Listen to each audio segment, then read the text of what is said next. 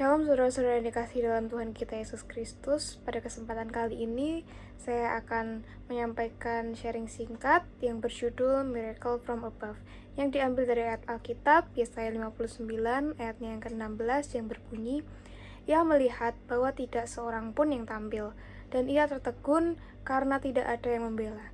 Maka tangannya sendiri memberi dia pertolongan, dan keadilannya lah yang membantu dia. Sebagai orang Kristen, kita semua percaya bahwa Tuhan masih mengerjakan mujizatnya sampai sekarang.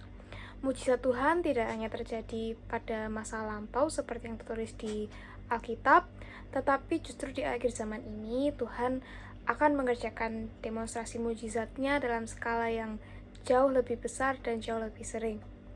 Dengan cara yang ajaib, Tuhan akan mendemonstrasikan mujizat dari tempat yang maha tinggi. Lalu pertanyaannya, bagaimana caranya kita bisa mengalami mujizat yang dari atas itu? Saya akan membahasnya. Poin yang pertama yaitu Tuhan masih mengerjakan mujizatnya bagi kita sekarang. Pada Yesaya 59 ayat 16 yang sudah kita baca tadi, itu adalah situasi saat orang lain tidak mau menolong kita. Pasti kita sering mengalami situasi yang seperti ini ketika kita sedang membutuhkan pertolongan tetapi seperti tidak ada yang bisa menolong kita. Nah, pada saat kondisi inilah tangan Tuhan itu akan menolong kita dengan sendirinya, dengan caranya yang ajaib. Mujizat dari atas pertama yang kita terima yaitu adalah mujizat keselamatan dari dosa dan neraka. Pada Yohanes 3 ayat 16, karena begitu besar kasih Allah akan dunia ini, sehingga ia mengaruniakan anaknya yang tunggal, supaya setiap orang yang percaya kepadanya tidak binasa, melainkan beroleh hidup yang kekal. Dalam hal ini, Tuhan sendiri yang turun tangan dan bergerak untuk menyelamatkan kita dari kebinasaan kekal. Dengan menyadari bahwa keselamatan adalah semata-mata anugerah dan pertolongan dari Tuhan, sudah seharusnya kita terus berjuang untuk menjaga kekudusan dan keselamatan yang telah kita terima dengan hidup seturut kehendak-Nya. Kemustahilan adalah tempat bagi mujizat terjadi. Tanpa kondisi yang mustahil, mujizat itu tidak mungkin terjadi. Contohnya adalah seperti kematian Lazarus, mendatangkan mujizat kebangkitan bagi orang yang sudah mati. Selalu hal ini yang terjadi. Di mana ada kemustahilan, maka mujizat dinyatakan bagi orang yang sungguh-sungguh percaya. Oleh karena itu, sebagai anak Tuhan, janganlah kita takut dan gentar. Sekalipun saat ini yang kita lihat hanya kemustahilan, kesulitan, maupun kegelapan, namun selama kita sungguh-sungguh percaya dan hidup melekat erat dengan Tuhan, kegelapan boleh tetap ada, kemustahilan boleh tetap datang, tetapi semua itu akan dipakai Tuhan untuk menyatakan kemuliaan-Nya. Mujizat dan pertolongan dari atas sungguh nyata terjadi dalam hidup kita. Amin. Selanjutnya kita akan belajar dari salah satu tokoh Alkitab, yaitu Yosua. Pada poin yang kedua, mujizat dari atas yang dialami Yosua. Yang pertama yaitu Allah sendiri yang akan membebaskan nama kita. Pada Yosua 3 ayat 7, dan Tuhan berfirman kepada Yosua, pada hari inilah aku mulai membesarkan namamu di mata seluruh orang Israel, supaya mereka tahu bahwa seperti dahulu aku menyertai Musa, demikianlah aku menyertai engkau.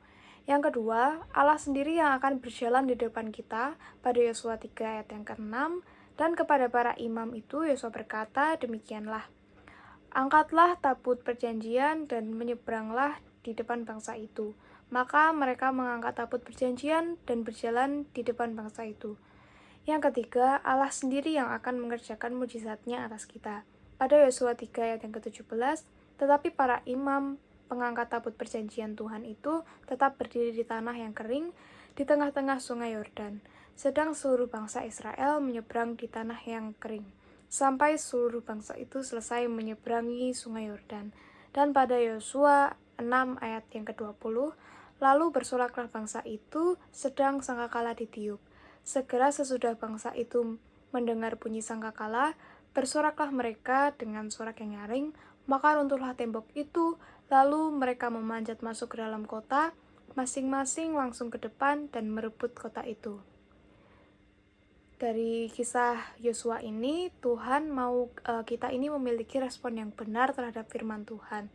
Seperti yang Yosua kerjakan dalam hidupnya, Yosua meresponi firman Tuhan walau kondisi fisiknya yang tidak baik, tetapi dia tetap meresponi firman Tuhan itu dengan baik. Yosua juga berjalan bersama Tuhan sehingga dia dapat mengalahkan setiap musuhnya. Selanjutnya pertanyaannya, bagaimana kita bisa mengalami mujizat dari atas? Poin yang terakhir yaitu poin yang ketiga, kunci mengalami mujizat dari atas. Yang pertama yaitu bangun koneksi yang kuat dengan Tuhan. Kenapa kita harus bangun koneksi yang kuat dengan Tuhan? Karena sumber mujizatnya itu adalah dari Tuhan. Kalau koneksinya kencang, maka akses terbuka dan semuanya akan bekerja sendiri. Sebagai ilustrasi, kata koneksi di sini biasanya kita hubungkan di keseharian kita itu berkaitan dengan internet. Sebagai contohnya, WiFi, yaitu sebagai sumber internet. Semakin kita jaraknya dekat dengan WiFi itu, maka koneksinya akan semakin kencang. Dan apa yang sedang kita download akan bekerja dengan sendirinya.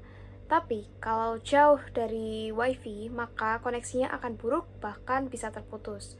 Nah, sama seperti hubungan kita dengan Tuhan, kalau kita semakin dekat dengan Tuhan, kita pasti akan mempunyai koneksi yang kuat dengan Tuhan. Tapi kalau kita jauh dengan Tuhan, bisa saja koneksi kita dengan Tuhan itu terputus. Keintiman dengan Tuhan adalah ibaratnya adalah bahan baku mujizat. Nah, hubungannya dengan Tuhan itu ibaratnya adalah sebagai input dan mujizatnya adalah outputnya. Jadi, mengapa itu kita harus hubungan yang kuat dengan Tuhan supaya mujizat dapat terjadi di kehidupan kita. Selanjutnya, kunci yang kedua yaitu bangun iman yang kuat. Mujizat itu berbanding lurus dengan iman. Ada iman artinya ada mujizat. Tanpa iman akan susah mengalami mujizat. Sikap kita terhadap Tuhan menentukan kita mengalami mujizat atau tidak. Yosua sudah sering perang, tetapi kalau dia tidak punya iman, pasti dia akan mundur. Tapi di sini Yosua mempunyai iman yang kuat, maka ia bisa maju bersama Tuhan melawan musuhnya. Kita harus menjaga hati kita tetap kokoh percaya kepada Tuhan, maka dari situlah akan terpancar kehidupan, kemenangan, terobosan, dan mujizat dari Tuhan. Selanjutnya kunci yang ketiga, yaitu berani bergerak dalam dimensi kuasa dan profetik.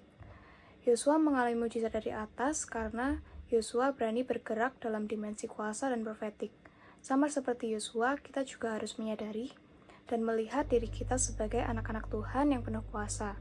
Sama seperti yang dialami Elia juga pada 1 Raja-Raja 17 ayat 1, yaitu lalu berkatalah Elia, orang Tisbe, dari Tisbe Gilead kepada Ahab, "Demi Tuhan yang hidup Allah Israel yang kulayani, sesungguhnya tidak akan ada embun atau hujan pada tahun-tahun ini, kecuali kalau kukatakan."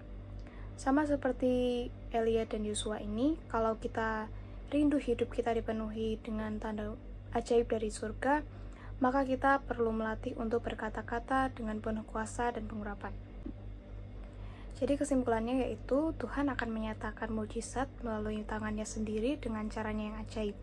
Tapi perlu diingat, ada hal yang harus kita lakukan untuk mendapatkannya, yaitu dengan bangun koneksi yang kuat dengan Tuhan, bangun iman yang kuat, dan berani deklarasikan iman dengan perkataan profetik. Sebagai penutup, Tuhan mau kehidupan anak-anaknya dipenuhi dengan mujizat karena Allah yang kita sembah adalah Allah yang sanggup kerjakan perkara dahsyat.